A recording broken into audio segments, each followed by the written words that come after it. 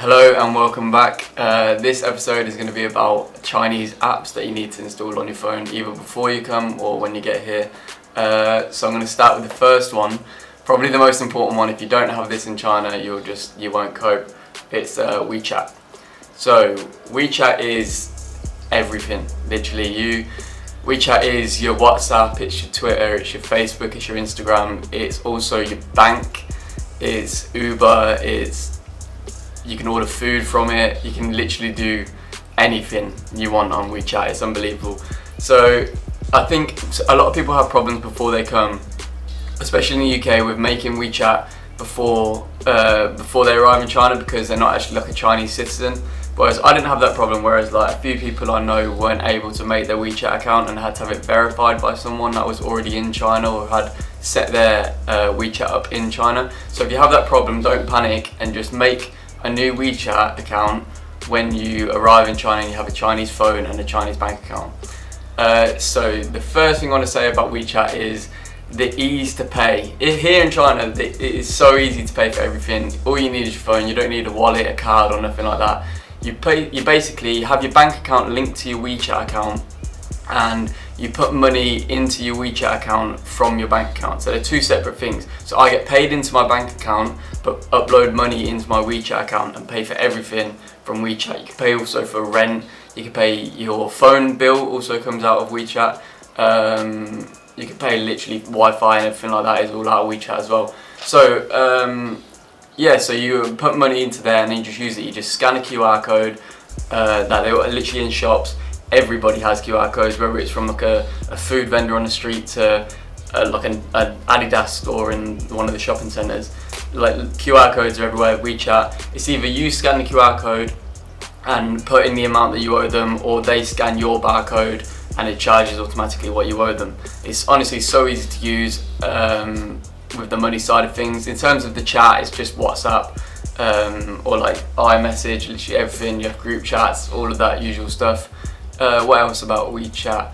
Oh yeah, the Instagram and Twitter side of it. You can upload moments. So they're basically, it's like Facebook, Instagram and Twitter, they're all sort of the similar thing. It's like you can upload a moment with a photo with like a caption and your friends can like and comment and all that. So WeChat literally is just a super app of everything you need. If you don't have WeChat, you can get by, but it'd be hard to get by, especially coming here before. I joined a lot of WeChat group chats before I arrived, so I was like in touch with people before I came, so I could meet up and make friends that way. It's a good way to do it actually, to be fair.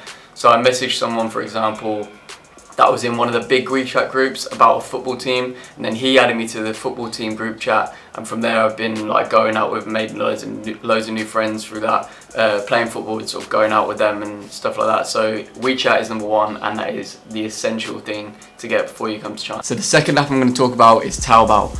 Taobao is basically, the best way to describe it is Amazon, but like on another level. You can get anything from a pair of scissors or a can of deodorant to like a washing machine and a fridge, and a lot of things come with free delivery. So I ordered a few things off Taobao. Everything has come with free delivery, even packages that weigh like 40 kg. I had something that weighed and it came with free delivery. So the best way I think for Taobao is, it's in Chinese, so the best way to do it, unless you translate each page that you have using an app that I'll talk about in a minute, you can get someone like a Chinese person to set it up for you. So I got a Chinese friend to set it up and put my address in for me. So then it's pretty simple to use from there. You can search in English.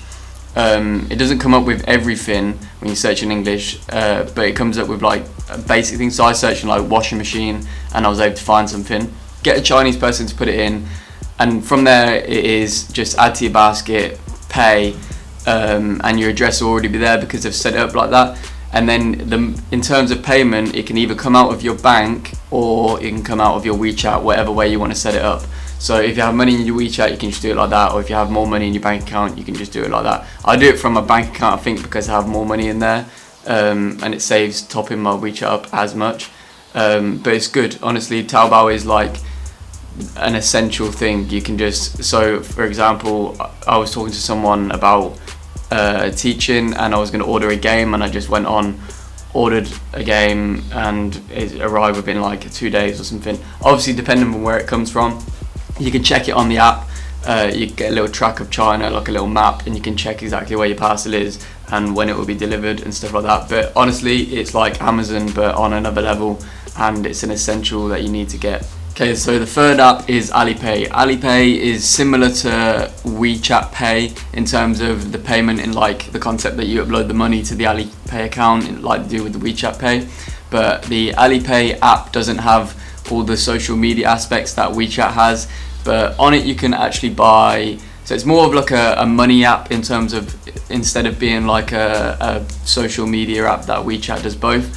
So AliPay you can do like train tickets, plane tickets, hotels, movie tickets, things like that. You can also pay people through it for like food and like rent and things like that. You can all do that through AliPay, but WeChat just offers the social media side of things. So AliPay was number 3, and number 4 is Meituan. Meituan is basically Deliveroo, but like again, like I said with WeChat, like I said with Taobao, it's just on another level.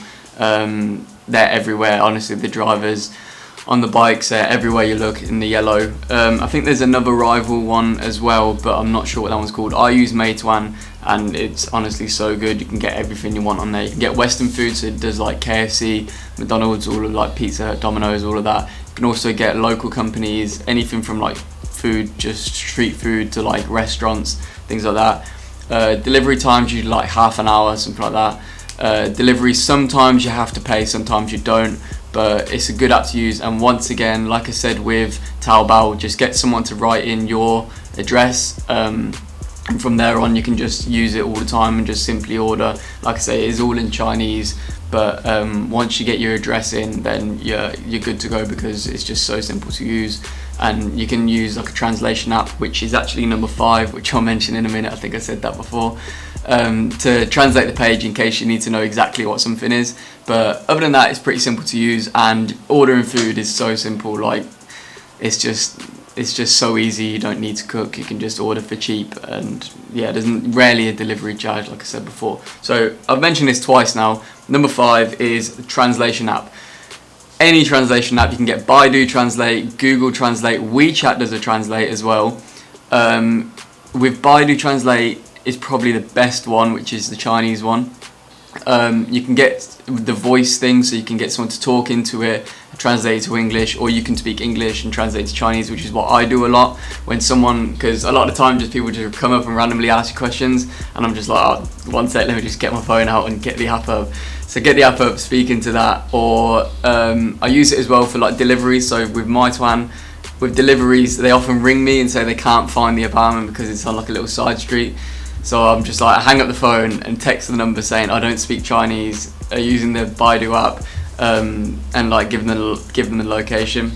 So a translation app is probably essential. WeChat Translate on the WeChat is if you screenshot something. So say you get a text from like your phone company or something, you can screenshot this, upload it to your WeChat Translate, and it will scan it and translate it pretty perfectly. You can also take photos. So a lot of time what I do is when I go into a restaurant or like just a food place, I'll take a photo of the menu, translate it. Obviously it doesn't do it perfectly every single time, but it's good enough to get by. As soon as you can see like sort of like the basis of what it is, then like you're good to go. So WeChat Translate, Baidu Translate. So WeChat Translate is just actually on WeChat. Sorry, I should have said that. So you don't need to download anything separate for that. But Baidu Translate, Google Translate, or there's plenty of other ones, but they're the 2 that I would recommend to use. There's a lot more apps you can obviously use, but they're the ones that I use as a basis to get around and to be like comfortable with how I am. In terms of VPNs, which is a big thing if you want to access, like for England, if you want to access Instagram and like Twitter and all that sort of stuff. So VPNs I recommend downloading it before, buying one. The free ones are okay. So at work I have a free one already installed on my computer. Works okay, but like they're not the best. The speed is like really slow, and sometimes they work, sometimes they don't. So buy one before. I have ExpressVPN, and I know people that have NordVPN, so they're the 2, I think they're probably the 2 most popular ones. So buy them before. They work good, but over this national holiday that's just been recently, they were a bit sticky because the security was like ramped up loads. But they do work good other than that. I've had troubles connecting with the UK server, so you can use all sorts of stuff. I've been using the Japan one or the Hong Kong one. You can still get on Twitter and Instagram and all of your UK apps, YouTube, all of that sort of stuff. But download one before and pay for one. What it is basically, for China, they block a lot of Western websites. So it basically just gives you like a private server to be able to access them. Nothing illegal, completely legal, so no need to worry about that.